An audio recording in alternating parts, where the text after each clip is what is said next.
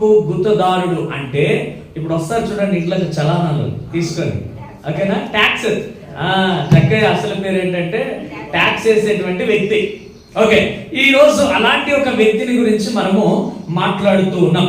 Okay, మొదటి మాట, జక్కయ్యకు అన్ని ఉన్నాయి కానీ రక్షణ లేదు. మొదటి మాట, జక్కయ్యకు అన్ని ఉన్నాయి కానీ రక్షణ లేదు. ఓకే, లూకా సువార్త 19వ అధ్యాయము 2-4 వచనాల వరకు చదువుకుందాం. ఇదిగో ఇంకొక గుత్తదారుడును ధనవంతుడైనటువంటి ఒక జక్కయ్య అని పేరు కలిగిన వ్యక్తి యేసు ఎవరో అని చూడాలని అనుకున్నాడు గాని పొట్టివాడైనందున జనులు గుంపుకూడి ఉన్నందువలన చూడలేకపోయాడు. అప్పుడు యేసు ఆ త్రోవన రానై ఉండెను గనుక అతడు ముందుగా పరిగెత్తి ఆయనను చూచుటకు ఒక మేడు చెట్టు ఎక్కెను. ఓకే, ఇది అందరికీ మనకి తెలిసిన సబ్జెక్టే, చాలా చోట్ల విన్నాం. నేను కూడా సంఘంలో కూడా చాలా సార్లు ఈ విషయాన్ని చెప్పాను. అయితే ఈ రోజు మనం కొన్ని విషయాలు ప్రాముఖ్యంగా తెలుసుకోవటానికి కొన్ని లోతైన విషయాల్ని మనం తెలుసుకుందాం. 2వ వచనంలో జక్కయ్య గురించి 2 విషయాలు రాయబడ్డాయి చూడండి. ఒకటి, సుంకపు గుత్తదారుడు ధనవంతుడు అని రాయబడి ఉంది. ఓకే, జక్కయ్యకి అన్నీ ఉన్నాయి కానీ రక్షణ లేదు అని ఎందుకు నేను అక్కడ టైటిల్ రాసుకున్నానంటే, 2వ వచనంలో ప్రారంభంలోనే జక్కయ్య ధనవంతుడు అని రాయబడి ఉంది. ధనవంతుడు అంటే అన్ని ఉన్నట్లా లేనట్లా? అన్ని ఉన్నాయని, ఏది కొదవ లేదు, ఏది తక్కువ లేదు, ఆయనకి అన్నీ ఉన్నాయి. మంచి వస్త్రాలు ఉన్నాయి, మంచి ఇల్లు ఉంది, మంచి ఫుడ్ ఉంది. ఇంకా ఏం చెప్పాలి? ఆయనతో ఒక 10 మంది నడుస్తూ ఉంటారు ఎప్పుడు, ఆయనతో ఎప్పుడు అన్ని కూడా సిద్ధంగా ఉంటాయి. ఏది కూడా ఆయనకంటూ కొదువు అనేటువంటిది లేనే లేదు. ఓకే, ఇంత విలాసవంతమైన జీవితాన్ని జీవిస్తున్నటువంటి వ్యక్తి జక్కయ్య, నేను ఏమంట పాపినైనటువంటి నేను, లేకపోతే ఎవరికి ఈ ఊర్లో ఇష్టం లేని ఈ జక్కయ్య ఒకవేళ ఆయన ప్రేమిస్తాడు, నమ్మాడు. ఆయన మనుషులు ప్రేమించలే,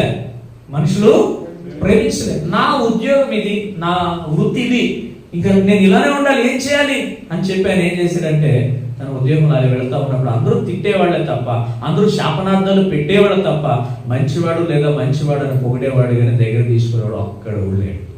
ఆ ఒక్కడే యేసు ప్రభువారు. హల్లెలూయా అని చెప్పితే రాయబడింది 2వ వచనంలో, ధనవంతుడైనటువంటి జక్కయ్యను పేరు గల ఒకడు యేసు ఎవడిని చూడగోరని గాని పొట్టివాడైనందున జనులు గుంపు కూడి ఉన్నందువలన చూడలేకపోయేను. చూడాలని ఆశ ఉంది కానీ జనాలు గుంపుగా వచ్చారు. యేసుక్రీస్తు వస్తున్నారంటే మరి ఇంకా ఎవరైనా ఆగుతారా? విషయాలు తెలిసిన వాళ్ళు ఆగుతారా? ఆగరు.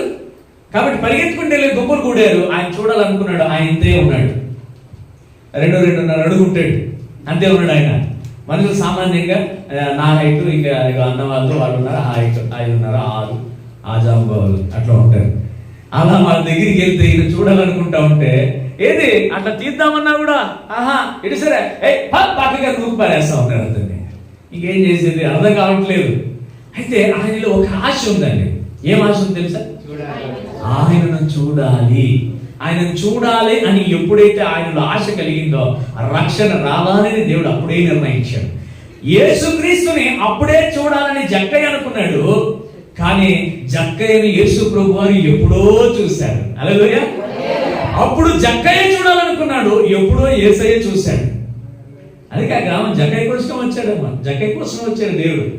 అక్కడికి వచ్చిన తర్వాత ఆ జనాలు అందరూ గుంపులు ఉండటం వలన అతను ఏం చేశాడంట, మేడు చెట్టు ఎక్కాడు. చూడగోరా, ఒక ఆశ, ఒక తృష్ణ. మనకేం ఆశ అంటే పలాని చోటికి వెళ్ళాలి, ఆ ప్రాంతాన్ని చూడాలి, పలాని ఇంటికి వెళ్ళాలి, ఆ ఇల్లు చూడాలి, పలాని ఇంట్లో బంగారం కొన్నారు వాళ్ళ ఇంటికి వెళ్ళి చూడాలి, పలాని ఇంట్లో పెళ్ళుంది వాళ్ళని చూడాలి. ఎన్నో రకరకాలైన కోరికలు. కానీ జక్కయ్య కోరిక, నేను రక్షింపబడాలి, దానికి కర్త కర్మ క్రియ అయిన యేసును చూడాలి నేను. ఇది ఈయన ఆశ. టక్క టక్క టక్క టక్క ఎక్కాడు. ఏ చెట్టు? మేడి చెట్టు. ఎంత గ్రిప్ ఉంటుంది తెలుసా? అసలు ఎక్కుతా ఉంటే పైకి వెళ్ళిపోవచ్చు, అట్లే అంత నీట్ గా పట్టుకొని ఎక్కొచ్చు. ఆ మేడి చెట్టు అంత గ్రిప్ ఉంటుంది. అది ఓ జారుతుందా? నిద్రపోతున్నారేమో అని ఒకసారి అట్లా వేసాను అంతే. అవునండి, పత్తి చెట్టు కదా, పత్తి పొడలు ఉంటాయి చూడు, ఆ చెట్టు ఎక్కడానికి కష్టం, ఎక్కుతా అంటే ఏమవుతుంది? జారుతూ ఉంటుంది. కానీ జక్కయ్య ఒక్కసారి కూడా జారలేదు. ఎందుకంటే ఆయన చూడాలన్న ఆ బలమే ఎక్కించింది పైకి. ఎక్కి కూర్చొని చూస్తున్నాడు. ఈయనే ఎవరంట? ఈయనే యేసు. అన్నీ ఉన్నాయి, యేసు ఆయనలో లేడు. డబ్బు ఉంది, అంతస్తు ఉంది, ఆస్తి ఉంది, ఐశ్వర్యం ఉంది, అన్నీ ఉన్నాయి. కానీ ఇవేవి కూడా ఆయన్ని స్వర్గంలోని తీసుకెళ్ళదు, అంటే మోక్ష మార్గంలోని తీసుకెళ్ళదు. డబ్బు తీసుకెళ్తుందా? డబ్బు తీసుకెళ్తే ఈ కోటీశ్వరులందరూ వెళ్ళొచ్చు, అందరిని నరకొచ్చు, సంపొచ్చు, ఏమైనా చేసి అయ్యా ఇదిగో 10 కోట్లు ఎత్తున్నాను, నన్ను స్వర్గంలో తీసుకెళ్ళంటే వెళ్ళిపోవచ్చు. సంపాదన ఇంపార్టెంట్ కాదు, డబ్బులు ఇంపార్టెంట్ కాదు, ఆస్తి అంతస్తులు ఇంపార్టెంట్ కాదు. మనిషి యొక్క జీవిత విధానం ఇంపార్టెంట్. మనిషి ఎలా బ్రతుకుతున్నాడో, తినడానికి తిండి లేకపోయినా, బట్ట లేకపోయినా, మనిషి జీవించే జీవితమే చాలా ప్రాముఖ్యమైనది. డబ్బు లేకపోయినా పర్లేదు, మంచిగా బ్రతికితే చాలు. ఆస్తి అంతస్తులు లేకపోయినా పర్లేదు, తినడానికి తిండి సరిగా లేకపోయినా పర్లేదు, మంచివాడు మంచి ఆమె అనే ఆ మాట ఒకటి చాలు. నీ బ్రతుకులో దేవుడు నిన్ను ఎక్కడికి తీసుకెళ్ళాలి అక్కడికి తీసుకెళ్తాడు. ఈరోజు కోట్లు ఉన్నాయి కానీ మంచి జీవితాలు లేవు, ఆడంబరాల జీవితాలు. ఒకరిని నాశనం చేయటమే, ఒకరిని వివిధమైనటువంటి చేయడం తప్ప మంచి మార్గంలో నడవటం చాలా కష్టం. అలాంటి జీవితంలో ఉన్నటువంటి వ్యక్తి ఈ జక్కయ్య. ఈయనకి రక్షణ లేదు. ఒక మాట చదువుకుందామా? మత్తయి సువార్త 16:26లో ఒక మాట రాయబడి చూడండి. మనం సంపాదించినోడు నీ ప్రాణం పోకుండా నువ్వు ఆపగలవా? ఇంత డబ్బు సంపాదించి, ఇంత ఆస్తి, ఐశ్వర్యం, పేరు, ఘనత, ఖ్యాతిని సంపాదించిన వాడివి, దానివి నీ ప్రాణం పోకుండా ఆపగలవా? ఎంత అద్భుతమైనటువంటి మాటలు. లోపల ఉండేది అంతా సంపాదించుకొని ప్రాణం పోకుండా ఏమైనా చేయగలవా? జ్వరాన్ని మాన్పగలం, దగ్గు జలుబుని మాన్పగలం, ప్రాణం పోకుండా ఏమైనా చేయగలవా? ఏమైనా మందు కనిపెట్టారా? కోట్లు దగ్గర ఉన్నాయి, కోటీశ్వరులు ఉన్నారు. సృష్టించిన దేవుడు ఇక్కడ నుండి నువ్వు ఎప్పుడు వెళ్ళాలో కూడా నిర్ణయించాడు. అది మన చేతుల్లో ఉండదు.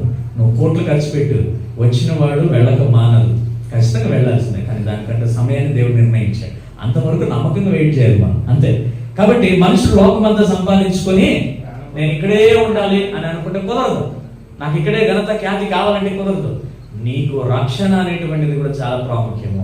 ఆ రక్షణ కావాలంటే యేసు అనే వ్యక్తిని పరిచయం చేసుకోవాలి మనం. కాబట్టి మంచి వ్యాపారం ఉండటమో, మంచి ఉద్యోగం ఉండటమో, డబ్బు ఉండటమో, లేకపోతే బలగం ఉండటమో ఇవన్నీ కాదు. కానీ ఇవన్నీ ఉన్నా నీ హృదయంలో దేవుడు లేకపోతే అంత వేస్టే, అంత వేస్టే. ఏం చేసుకుంటావు దాన్ని? దేవుని దగ్గర లేకున్నప్పుడు మంచి ఉద్యోగం ఉంది, మంచి పని ఉంది, మంచి ఇల్లు ఉంది, మంచి భవనం ఉంది, మంచి డబ్బు ఉంది, బంగారం ఉంది, వెండి ఉంది, అన్నీ ఉన్నాయి. కానీ హృదయంలో దేవుడు లేడు. అన్నీ ఉన్నాయి, ఉండాల్సిన చోట ఉండాల్సిన వ్యక్తి లేడు. ఏం చేద్దాం మరి? అవన్నీ కూడా మంచిగా ఉంటాయా? నెమ్మది ఉంటుందా? పోతే పోనీ శాంతి ఉంటుందా? సమాధానం ఉంటుందా? ఉండాల్సిన వ్యక్తి ఉంటేనే కదా అవన్నీ కూడా దానికి ఒక అర్థం ఉండేది. కానీ ఎంత సంపాదించినా కూడా వ్యర్థమేనని దేవుని వాక్యం అయితే చెప్తా ఉంది.